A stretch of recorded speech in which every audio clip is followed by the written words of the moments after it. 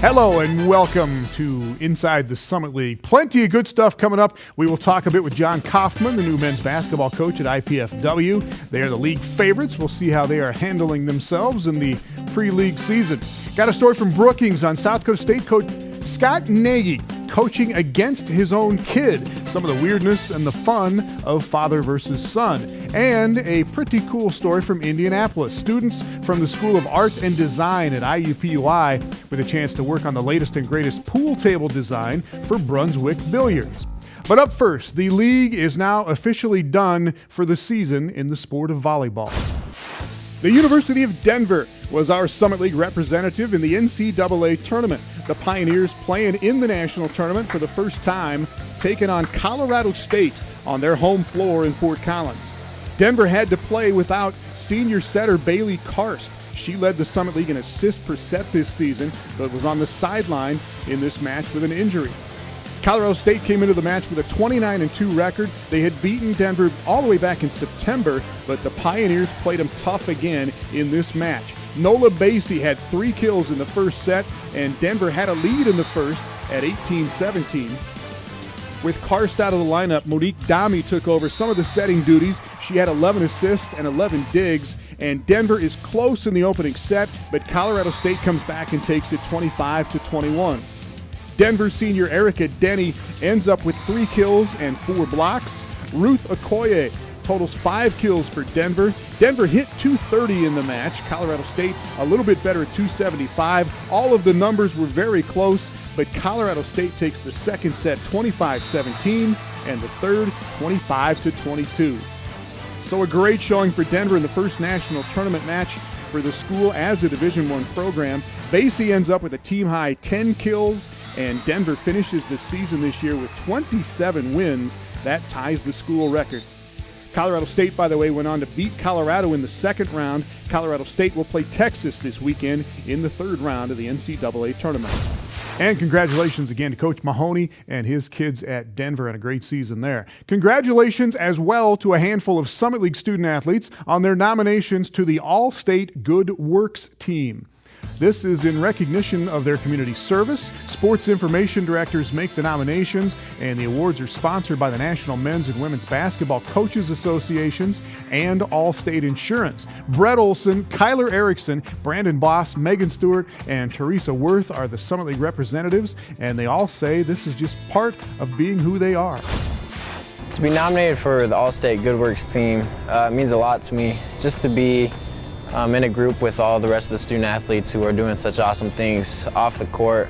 You know, we worked so hard in practices and games the whole season, the off season, to be good at our sports, but sometimes we forget that there's life outside of sports. And so I think it's awesome that All-State is recognizing those student athletes for what they do both on and off the court. And so I'm just honored to be in a group with them and to be recognized for all the off the court work. I'm honored to be included in such great company as these 56 other student athletes, and I think it's a great award that they're, encouraging and focusing on student athletes getting outside of their campus and off the court and getting involved in their community. So I'm honored. Especially as a student athlete, I think that gives us a platform to really have a great influence in the community. I started doing community service a lot with my high school team, and just realized how much of benefit I get from that and how great I feel leaving, and that just has really continued my desire to continue to give back and to get involved in a lot of different areas. I think it's definitely an honor. I mean, we get a lot of support from the outside community all around Denver. I think it's just good for me and also my teammates to kind of give back to the community for all the support they've given us. Brett Olson is a volunteer in schools in Denver talking to fifth graders about physical activity and nutrition. Teresa Worth has done work with Special Olympics and volunteers her time at the Denver Rescue Mission, and they're both really good basketball players too. And we have the highlights of the week coming up, but coming up next, we will hear from Jon Coffman at IPFW, his take on his team and the league race in men's hoops. Inside the Summit League on Midco Sports Network is presented by Grand Falls Casino and Golf Resort and Dakota Land Honda. Inside the Summit League on Midco Sports Network is presented by Sanford Health, and your Heartland Chevy dealers. It is going to be a great season in men's basketball in the Summit League. 4 or 5 teams with a legit shot at the league championship. Fort Wayne is one of the favorites, and here's Jon Coffman on the league and his team so far this season. I think the league's going to be wide open this year. And I think it could be a year where it could be 4, 5, 6 losses in the league, and we're going for tiebreakers to see who wins the league. So it's going to be extremely challenging. There's a lot of new coaches, so there's going to be new basketball, so you don't necessarily know what to expect style of play-wise as well. I'm pleased with our progress. Obviously, you always think your team can play better. I think the team has shown tremendous poise through the start of the season, where we've been down on multiple occasions. And even at Dartmouth, where we had a loss, I felt like we didn't play our best basketball, but there's a refuse-to-lose mentality that we have in our program and our culture now. I think where we're trying to make our mark is improving our defense. We put a huge emphasis on that in the offseason. And we've seen some results. Now, we're not at the point we want to be and feel like we need to be extremely competitive in our league, but we feel like we're moving in that direction. Fort Wayne played Purdue on Monday night. Purdue has 2 7-footers, and they combined for 23 points and 6 block shots. Purdue beat Fort Wayne 63-43. In Brookings, meanwhile, South Dakota State head coach Scott Nagy has coached in just about every situation, faced about every type of opponent, but he had never been in a college coaching experience like he had last week when his kid was on the other team. Here's David Brown with the story. The mindset before a game varies from player to player and coach to coach. But for Wayne State point guard Tyler Nagy and his father, South Dakota State head coach Scott Nagy, this game provides no peace of mind. Certainly it's something that I don't know if I'm overly looking forward to because for me there's enough pressure with every game as it is, and so to have your son on the other team just changes things a little bit. I know he's dreading this game, at least that's what he told me, so he's probably not in the mood. As the son of SDSU's 20-year head coach, Tyler knows Frost Arena in Brookings inside and out. I think that it's probably a big game for him. He's probably taking as many shots in this gym as any of our players have. It feels so good to just be back here. It's the gym I grew up in, shooting in every day. A lot of emotions. Can't wait to get out there. Preparing for this game wasn't easy for the elder Nagy, so he tried to treat his son as just another opponent. We'll try to take whatever his weaknesses are and accentuate those and take away his strengths just like we would any other player. It's weird to think that there's kind of scheming against me. The assignment for scouting Tyler was given to SDSU assistant coach Joe Krabenoff, although he didn't exactly want the job. Our staff fought over who was going to get the scout because none of them wanted the scout. They were all hoping that I would give it to somebody else, and so I gave the scout to Coach Krabenoff, so he's the one that has to write up the scout for my son and his team. We kind of joke about it. He says he's not going to let me score, but I'm going to do my best to make sure he's wrong about that. In the end, Tyler did end up proving his father wrong by scoring 6 points. But the Wildcats fell to the Jackrabbits 89-55. And while the experience of father versus son was certainly unique, after the game, both Nagy seemed kind of relieved. During the game, I didn't even really, I'd forgotten all about it. We were just playing basketball and didn't really focus on him. So, I was able to do what I needed to do during the game. Yeah, it was fun while it lasted. Once I got going, it's just another game. The box score and stat line were of little consideration for the Nagys. In the grand scheme of things, the game wasn't really that big. But the big picture for coach and player, and father and son, was crystal clear. I'm proud of him, and they're young. They're really young. I mean, it's one of the few teams younger than us, and so it's going to take them a little while, but they'll be good before they're done. That's a big adjustment, I can tell you that. It's a lot different than high school, but we got a young team, and I think we're going to be good. Up next, we've got Coach Nagy and the Jacks taking it to former Summit League school UMKC. Hoop highlights of the week coming up next. Inside the Summit League on Midco Sports Network is presented by Grand Falls Casino and Golf Resort and Dakota Land Honda. Inside the Summit League on Midco Sports Network is presented by Sanford Health and your Heartland Chevy dealers. Welcome back. Back to basketball now. Some of the best plays and the peak performances of the week. Start with the Fort Wayne men. They pick up 2 wins over the weekend, including this one over Miami of Ohio. Steve Forbes had 25 points, 10 rebounds. He goes 9 of 11 at the free throw line. Mo Evans adds 15 points and 6 assists, and the Dons beat Miami 86-78. South Dakota State at home on Saturday against former Summit League school UMKC. DeAndre Parks had 14 for the Jackrabbits. Cody Larson was active for South Dakota State. Great spinning power move. He had 18 points, also had 6 block shots, and the Rabbits roll over the Roos in this one, 81-61. South Dakota lost its first 5 games of the season, came back and won 3 in a row, and then took on Youngstown State on Saturday. Brandon Boss to Tyler Larson, 18 points, 3 assists for Boss, 21 points and 9 rebounds for Larson. Casey Kasperbauer made 5 threes. He had 18 points, but the Yotes are down 4 at the half. They get within 3 late in the game, but they go down to Youngstown 87-79. How about the week for the women? How about Indiana State at IUPUI? Indiana State is in the mid-major poll this week.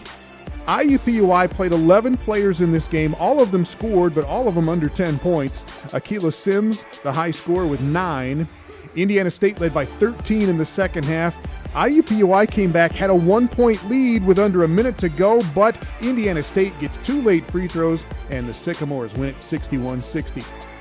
Not quite that close, but pretty close between Fort Wayne and Northern Kentucky on Saturday. Haley Seibert, 19 points for IPFW. She goes 14 of 14 at the free throw line.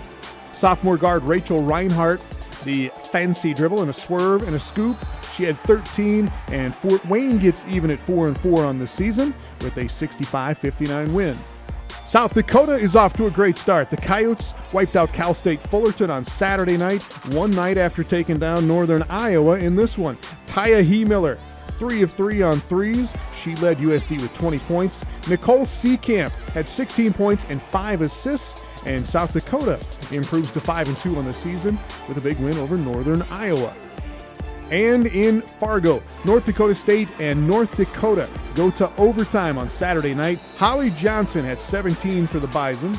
Brooke Lamar had a game-high 33 for North Dakota State. She also had 7 assists. She also made a 3 with 90 seconds left to put NDSU in the lead, but North Dakota ties it, sends it to overtime, and UND wins it 90-87. Well, here are your basketball players of the week. Haley Seibert went 26 of 26 at the free throw line in 3 games for Fort Wayne. She has made her last 51 free throws in a row, and she scored 57 points on the week as Fort Wayne went 2-1. Megan Witashik led SDSU to 2 wins. She had 14 points in the Jacks' overtime win over Arkansas, and then had 20 in SDSU's win over Northern Colorado on Saturday.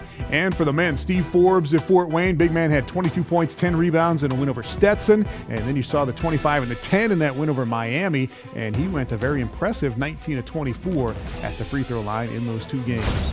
Up next, cross-country athletes of the year, and a peek at who's going to be good in indoor track and field. It's the Bison. Hooves. Get it? We'll be right back. Inside the Summit League on Midco Sports Network is presented by Grand Falls Casino and Golf Resort and Dakota Land Honda. Inside the Summit League on Midco Sports Network is presented by Sanford Health and your Heartland Chevy dealers. Well, a graduate student from IUPUI and a sophomore from North Dakota State have been honored as the Summit League Athletes of the Year in cross country. The awards are voted on by the league's head coaches. Tom Ullman is the first runner in IUPUI history to win this award. He won the league individual championship this year and led the Jags to their first team championship. He also finished 29th at the NCAA Great Lakes Regional this year. The Women's Athlete of the Year is Erin Teschuk. She ran the 3rd fastest time in league history in winning the Summit League Championship, and then she went on to finish 2nd in the NCAA Midwest Regional. Just the 2nd Summit League runner to finish that high, and her time there in the 6,000 meters, 20:07.3. That's more than a minute faster than her time that she won in the Summit League Finals. Congratulations to both. Well, North Dakota State will host the league indoor track and field championships coming up in February, and that is very fitting, seeing as how the Bison are probably going to win more than a couple of events. The head coaches have picked NDSU to win both the men's and the women's team championships. USD is second in both polls, and the Coyote men are the defending champions, but North Dakota State has two individual champions coming back, Alex Newmiller in the 400 meters and Bo Gagne in the heptathlon, and the coaches think that they will have enough supporting cast there to take the team title.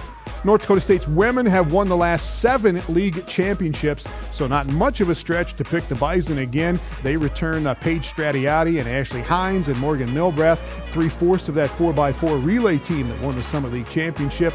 And we'll see if the USD women can give NDSU a run. The Coyotes have 2 All-Americans back, Megan Gleaser in the high jump and Emily Grove in the pole vault. Coming up next, the Campus Spotlight. Cool story on art and design students at IUPUI pooling their talents to help update a classic design for Brunswick Billiards.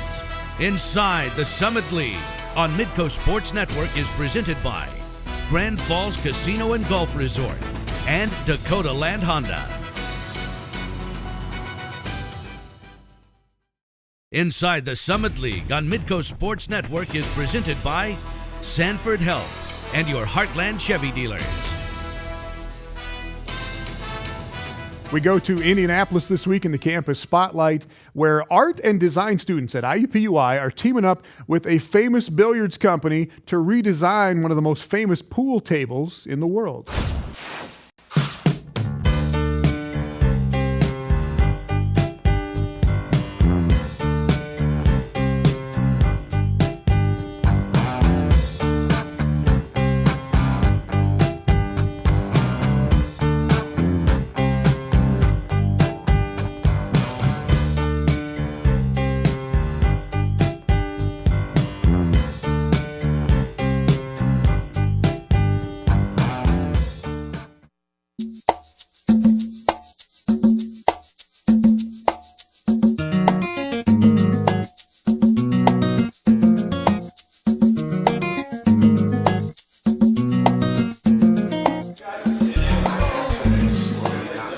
The Gold Crown is our signature table. It's been around since the early 60s. This project that we're working on with Heron is the 6th iteration of the Gold Crown. Going back to the 60s, by far and away, it's the #1 selling table that's ever been produced in the industry. The way that we found our way to Heron was that about 10 years ago, I had a lot of time on my hands in between meetings in Indianapolis, and I would spend my spare time in this building looking at the projects that were current to the students at that point in time. The thing that I remember the most about the afternoons that I would spend here is the freshness of the ideas. I really didn't see those anywhere else, and at that time I was traveling New York and Chicago as well and doing similar things at lunch there, but something stuck out about the Basile Center that was different than other places that I visited. From there, when we decided that we wanted a difference in our product for the Gold Crown 6, I reached out to the Basile Center to see if they would have an interest in potentially designing our newest Gold Crown table. The fit for me was that, unlike an industrial design school, this was studio design, and I thought leading edge in terms of art and thinking strategically.